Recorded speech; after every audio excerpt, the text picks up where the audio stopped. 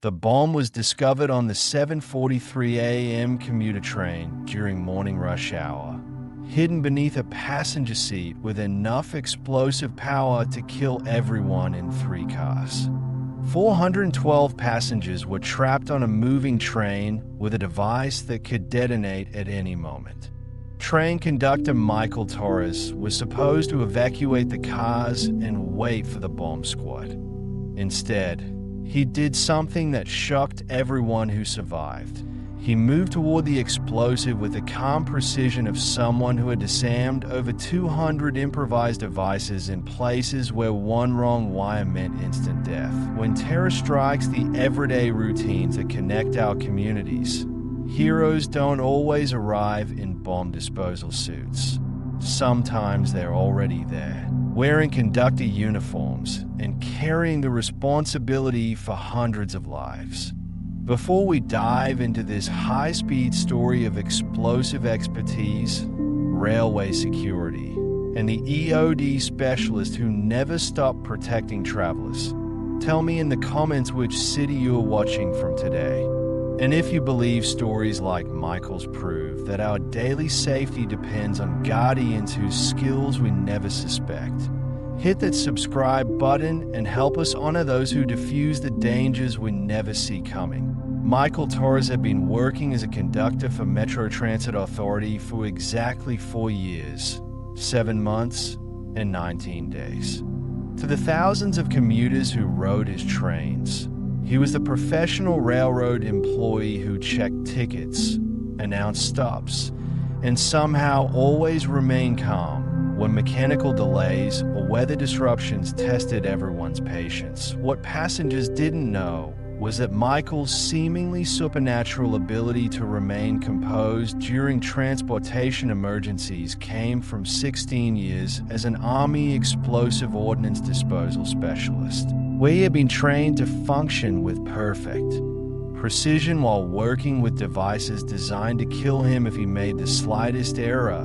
Michael had enlisted in the Army in 2004, straight out of technical school where he had studied electronics and mechanical engineering. After completing basic training, Michael had volunteered for EOD training, one of the military's most dangerous and technically demanding specialties, requiring soldiers who could combine mechanical aptitude, electronic expertise, and psychological resilience under the ultimate pressure. EOD training had been 18 months of the most intensive technical and psychological preparation the military offered. Michael had learned to identify and disarm every type of explosive device used by enemy forces, from simple pipe bombs to sophisticated improvised nuclear devices. More importantly, he had been trained to think like bomb makers, understanding their psychology, their techniques, and their intentions in order to defeat their weapons. For 16 years, Michael had deployed to combat zones where improvised explosive devices were the primary threat to American forces.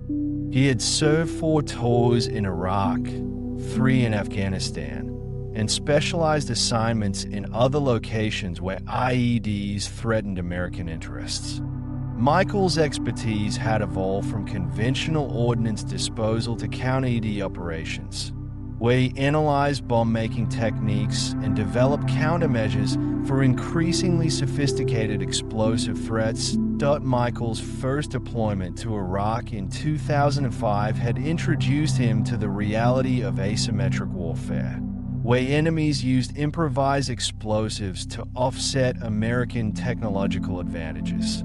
Michael had learned to disarm roadside bombs, suicide vests, and vehicle-borne IEDs while operating under constant threat of sniper fire and secondary explosions designed to kill bomb disposal teams. His second deployment had taken him to Afghanistan, where Michael specialized in improvised explosive devices used against NATO supply convoys. The bombs in Afghanistan were often more sophisticated than those in Iraq, incorporating electronic components and triggering mechanisms that required advanced technical knowledge to defeat safely. Michael's third and fourth deployments had focused on training local security forces in bomb disposal techniques while simultaneously investigating bomb-making networks that supplied explosives to insurgent groups.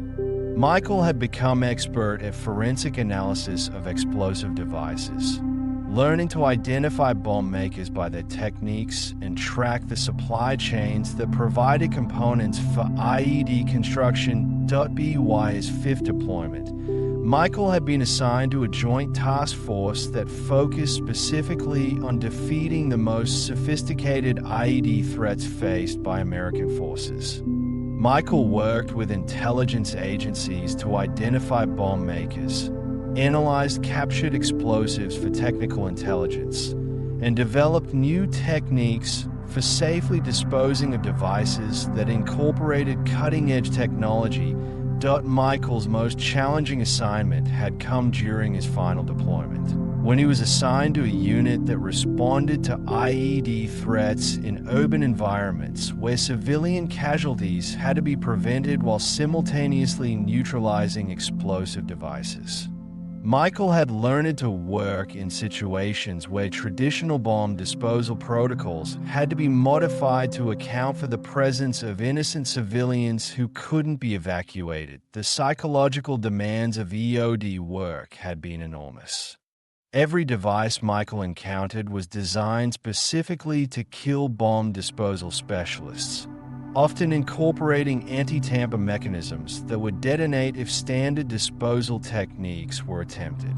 Michael had developed the mental discipline required to work with explosives while maintaining the calm precision necessary for technical operations that allowed no margin for error. When Michael completed his military service in 2020, he had been credited with disarming 247 explosive devices without a single casualty among the personnel he protected.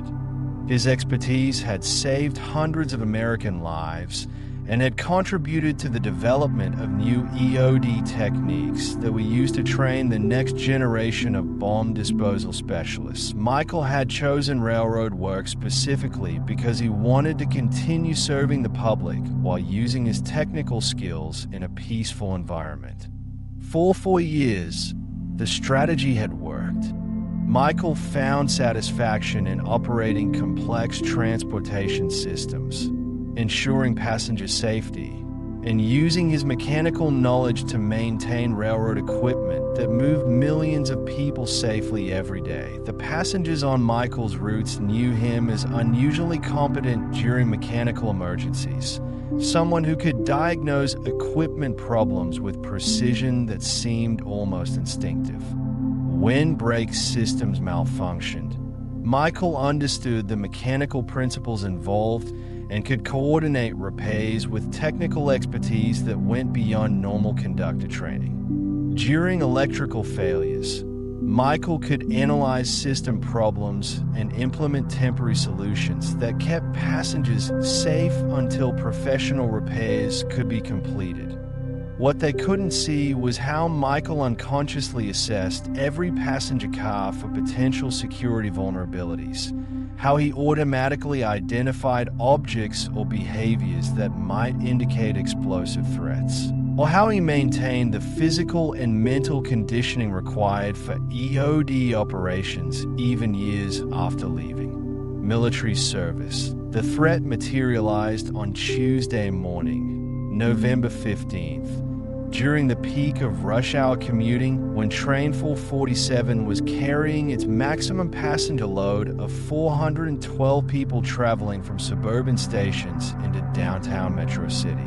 Michael was conducting his routine passenger service duties when he noticed something that triggered every instinct developed during 16 years of bomb disposal operations. That a passenger in car 3 had been acting nervously throughout the journey, repeatedly checking his phone and glancing a backpack positioned under seat 2 rows behind his location. Michael found satisfaction in operating complex transportation systems, ensuring passenger safety, and using his mechanical knowledge to maintain railroad equipment that moved millions of people safely every day. The passengers on Michael's routes knew him as unusually competent during mechanical emergencies, someone who could diagnose equipment problems with precision that seemed almost instinctive. When brake systems malfunctioned, Michael understood the mechanical principles involved and could coordinate repairs with technical expertise that went beyond normal conductor training. Michael's EOD training had taught him to recognize behavioral patterns associated with explosive devices, and this passenger was displaying multiple indicators of someone monitoring a timer or remote detonation system. Michael approached the passenger to conduct a routine ticket check, but as he got closer, he noticed additional warning signs that confirmed his suspicions. The backpack was positioned with unusual precision. The passenger was sweating despite cool weather, and Michael could detect the faint chemical odor that often accompanied improvised explosive devices. "Excuse me, sir, may I see your ticket?" Michael asked, using the calm, professional tone that EOD specialists were trained to employ when approaching potential threats. The passenger looked up with obvious agitation. I already showed it to someone." Michael recognized the stress indicators of someone involved with an explosive device, either as a terrorist or an unwilling participant who had been coerced into carrying a bomb. Michael's training included protocols for both scenarios, and his immediate priority was determining the nature and scope of the threat. "That's fine, sir. I just need to verify for our records. Is that your bag under the seat?" The passenger's reaction confirmed Michael's worst fears. The subject immediately became more agitated, began reaching for his phone, and started moving toward the bag. Michael realized that he was dealing with an active explosive device that could be detonated remotely or by timer, with over 400 civilian lives at immediate risk. Michael activated his emergency radio while positioning himself to prevent the passenger from accessing the backpack. "Control. This is Conductor Torres on train 447. I have a potential code red situation in car 3. Requesting immediate support and preparation for emergency protocols." The passenger attempted to reach the backpack, but Michael intercepted him using restraint techniques learned during EOD training. As Michael secured the subject, he was able to examine the backpack more closely and confirm that it contained what appeared to be a sophisticated improvised explosive device with both timer and remote detonation capabilities. Michael's assessment of the device indicated military-grade components, anti-tamper mechanisms, and sufficient explosive power to destroy multiple train cars. The timer showed 23 minutes and counting down, but Michael knew that remote detonation remained possible if the terrorist had backup personnel monitoring the operation. Michael faced the most critical decision of his civilian career. Standard railroad protocols required stopping the train, evacuating all passengers, and waiting for federal bomb disposal teams to respond. But Michael's EOD experience told him that evacuation would take at least 35 minutes. The device would detonate in 23 minutes, and remote detonation could occur at any moment if the terrorists suspected their operation had been compromised. Michael made the tactical decision to attempt immediate bomb disposal using his EOD expertise. He contacted Control with a situation report that revealed his military background for the first time since joining the railroad. "Control, this is Torres. I have visual confirmation of an IED in car 3, approximately 20 pounds of explosive with timer and remote capabilities. I am former Army EOD with 16 years of experience. Requesting permission to attempt immediate disposal to prevent mass casualties." The response from Control reflected the shock of learning that their train conductor had specialized explosive disposal training. Torres, are you certain about your assessment and qualifications? Affirmative. Control. Army EOD Specialist. 247 devices disarmed in combat operations. This device will detonate before evacuation can be completed.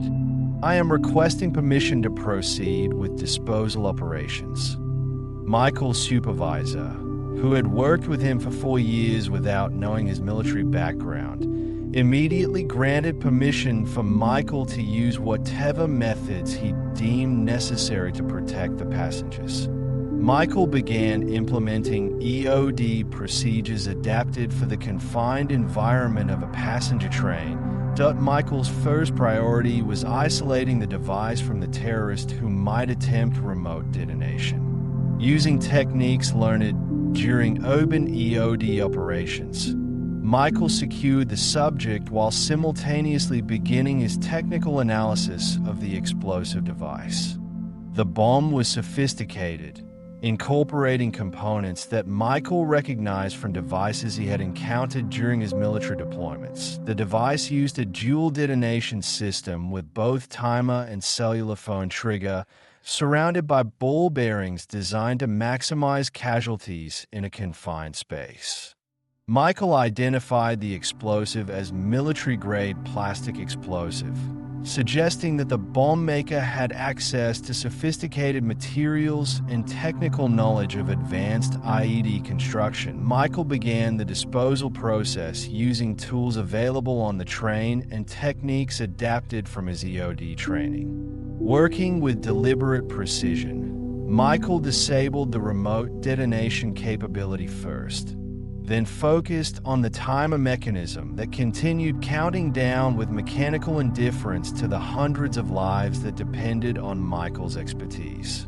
The disposal process required Michael to access the device's internal components while avoiding anti-tamper mechanisms designed to detonate the bomb if conventional disposal techniques were attempted. Michael had encountered similar devices during his military service, but never in a civilian environment where evacuation wasn't possible and failure would result in mass civilian casualties. As Michael worked, he maintained radio communication with Control, providing technical details about the device that could help federal authorities identify the bomb maker and prevent similar attacks. Michael's analysis revealed construction techniques and component sources that suggested the bomber had military or technical training, possibly representing a more sophisticated threat than typical domestic terrorism. With 8 minutes remaining on the timer, Michael successfully disabled the detonation mechanism and secured the explosive components. The device was rendered safe, but Michael's EOD training included post-disposal protocols for preserving evidence and analyzing bomber techniques to prevent future attacks. Michael coordinated with federal bomb disposal teams that met the train at the next station, providing technical briefings on the device construction and his disposal methods. The FBI Bomb Data Center would analyze Michael's findings to determine if the device matched patterns from known bomb makers or terrorist organizations. The investigation that followed revealed that Michael had prevented what would have been one of the deadliest terrorist attacks on American public transportation.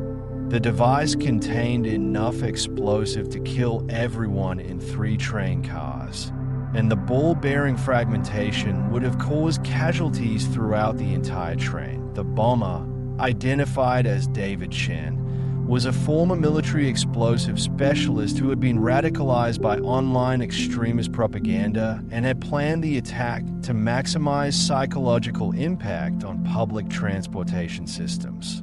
Chen's technical knowledge had enabled him to construct a device sophisticated enough to challenge even experienced bomb disposal specialists. Michael's immediate response and EOD expertise had not only saved 412 lives, but had also provided evidence that led to the identification and arrest of 3 additional members of Chen's terrorist cell who had been planning similar attacks on other transportation targets. Federal authorities credited Michael with preventing what could have been a coordinated terrorist campaign against American public transportation.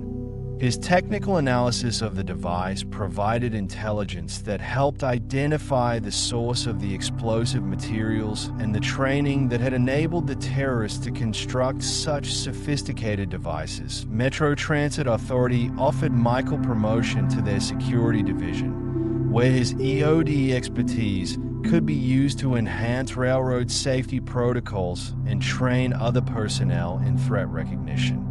Michael accepted the position while maintaining his conductor certification, allowing him to continue serving passengers while contributing to transportation security. The most significant change was the implementation of enhanced security screening for public transportation, based on Michael's recommendations about the types of threats that could target mass transit systems. Michael helped develop new detection protocols that could identify the behavioral indicators and technical signatures associated with transportation-based terrorist attacks. 6 months after the incident, Michael was approached by federal agencies that wanted to recruit him for transportation security positions, but he chose to remain with Metro Transit while accepting consulting roles that allowed him to share his expertise with other transportation systems facing similar threats. The Train 447 incident led to nationwide improvements in public transportation security, with Michael's experience serving as a case study for how specialized military training could be adapted to protect civilian infrastructure. His EOD expertise had proven that the most effective defense against sophisticated threats often came from people who understood both the technical aspects of explosive devices and the operational environment where they might be deployed. Michael Torres never sought media attention for his actions on Train 447. The techniques he had used involved sensitive EOD methods that could potentially be exploited by future bomb makers. And Michael understood that operational security required keeping certain capabilities classified even after successful operations. But the 412 passengers who continued their commute safely that morning represented a victory against terrorism that demonstrated how military expertise could find new purpose in protecting civilian communities. Michael had proven that some skills were too valuable to abandon after military service, and that the most effective protection often came from people who had learned their craft in places where failure meant more than personal consequences. Metro Transit Authority implemented Michael's security recommendations across their entire system, and other transportation networks began recruiting former EOD specialists for security positions. Michael's experience had shown that protecting public transportation from sophisticated threats required personnel who understood both the technical aspects of explosive devices and the operational challenges of mass transit systems. So I ask you, have you ever traveled with someone whose calm competence during emergencies suggested training that went far beyond normal transportation experience? Someone whose presence made you feel safer without quite understanding why. Share their story in the comments. Because here at the Human Stories, we believe that our daily safety often depends on guardians whose explosive expertise protects us from dangers we never see coming. Thank you for watching. If Michael's story moved you, please subscribe and share this video. Help us honor those who carry their EOD training into civilian transportation, ready to deploy life-saving skills when terror threatens innocent commuters, proving that the most important defenses are often provided by people we pass in hallways and trust with our daily journeys. Until next time, remember, the person checking your ticket might once have been the one disarming bombs in places where one wrong wire meant mission failure. Sometimes the most explosive skills are carried by those who keep us moving safely through our everyday lives.